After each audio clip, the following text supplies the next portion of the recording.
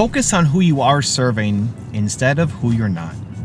That one sentence is at the core of how I've been able to stay so consistent, to keep making content, to not give up, to not get too discouraged, and to get back up every single time and keep going, because I focus on who I am serving instead of who I'm not. I just recently spoke at Brendan Burchard's Influencer Summit, and I shared my graphic of how I've grown over the years on my channel. Every time I show that graph, they always ask me, how did you keep going? In the first 5 years, when you had no subscribers, when you had no comments, how did you keep going? And how did you make so many videos? How did you not burn out? How have you made 12,000 videos over 12 years? How do you keep doing it? And I don't think I'm superhuman. I don't think I'm extra special. I think I had actually more problems than most. I'm shy, I'm introverted. I was afraid of the camera. I felt like only egotistical people put themselves on camera and told their story. I had lots of limiting beliefs and struggles in getting my channel and just belief in myself to put anything out there. I hated my first 350 videos.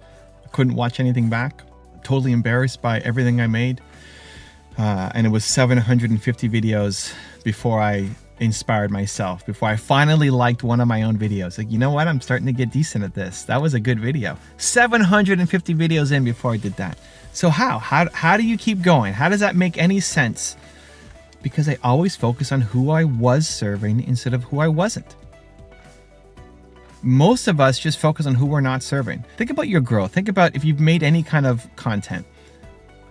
You know, at the beginning, you get nothing, right? There's no reaction, there's no comments, and then maybe you get one comment, and then maybe you get 5 comments, or maybe you get 10 likes, or maybe you get however many views on your videos, right? You get 100 views on your video.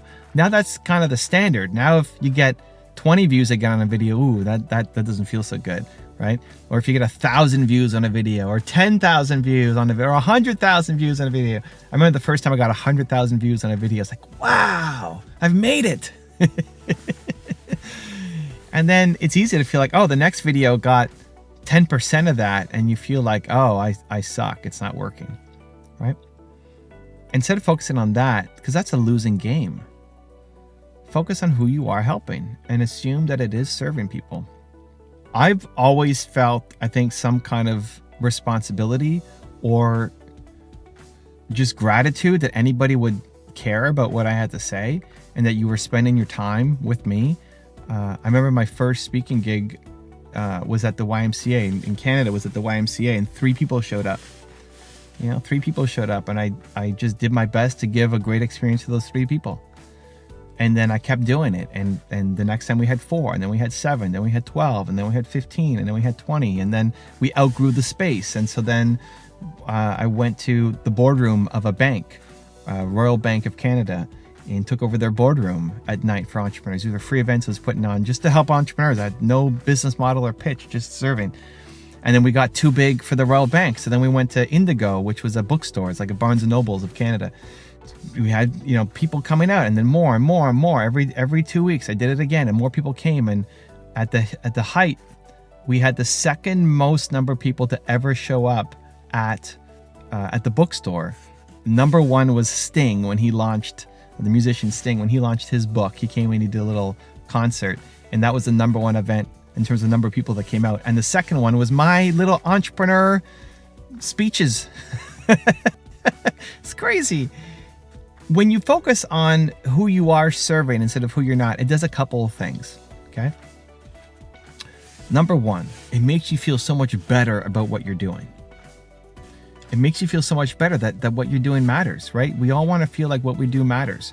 And if you're used to 1,000 views on a video and then you get 100 views on the next one, you feel like you don't matter, right? You feel like you're losing your value because it didn't reach as many people.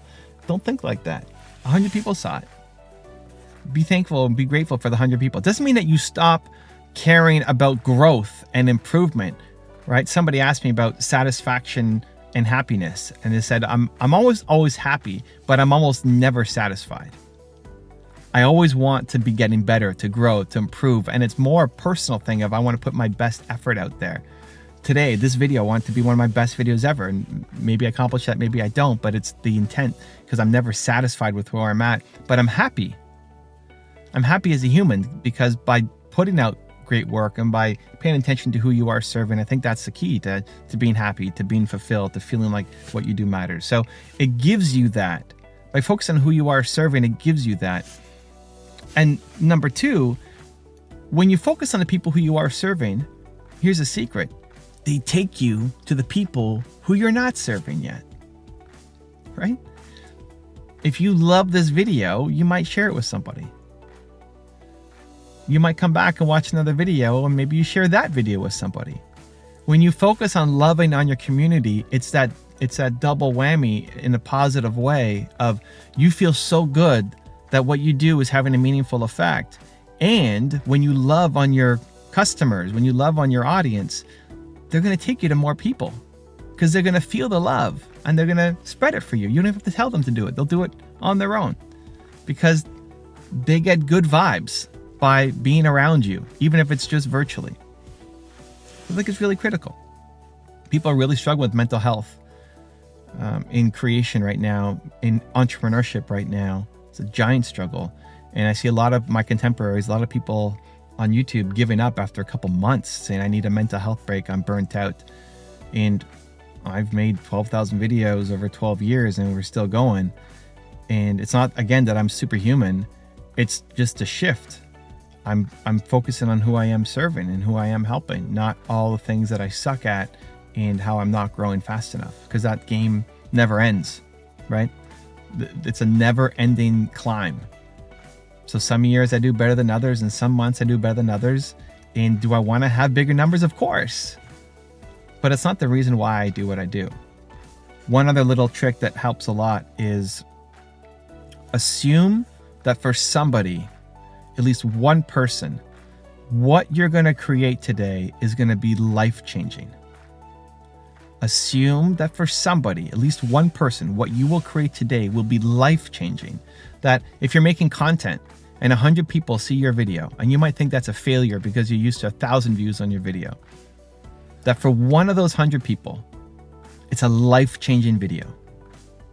My hope, my intention is that this video today is a life-changing video for somebody. For some of you watching, for most of you watching, maybe it's just another good video. Like, hey, thank you, good shot of an espresso in the morning. Here we go, thank you, awesome. Or you're having breakfast, or you're doing something else. You're driving in your car on your way to work, and you're listening to me. Awesome, amazing. But I hope that for one person, it's a life-changing video. It's finally going to give you the permission to go off and do the thing that you desperately want to do, that you know is in your heart and has to come out. I just feel that. And I've seen it enough over the years of people telling me that my videos have had an impact on them only years later. Yesterday at Brendan Burchard's influencer event that I spoke at, people were commenting and then DMing me on Instagram and sharing stories of, I've been following you since whatever year, and this is the first time they're ever telling me. Right? They never left a comment on a video. They never messaged me. They never emailed me. They never tweeted. They never sent anything. It's the first time I've ever seen their name ever. And they've been a hardcore follower for a decade. And I've had a huge impact and I'm part of their daily life. And it's only now, a decade later, that I'm finding out about it. Right? There are people who are like that for you too. And we just assume that we don't matter. And we assume because you might get a few less views on a video or post that it's not having an impact and not having a reach, and then you take that person and feel like you suck. Assume that it's making an impact on somebody. Assume that it's life-changing for somebody, that you are giving hope, encouragement, motivation, permission for somebody else to go and become their best selves.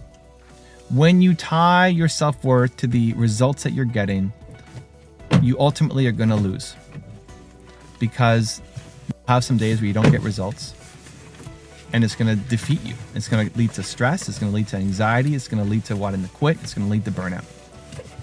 The key to fulfillment, the key to momentum, the key to sustained activity, and the key to actually loving the work that you're doing is reminding yourself to focus on the people that you are serving instead of the ones that you aren't. If you want another Evan rant video that just might give you the confidence you need, check it out right there next to me. I think you'll enjoy it. Continue to believe, and I'll see you there. The number one rule for success is you have to love what you do.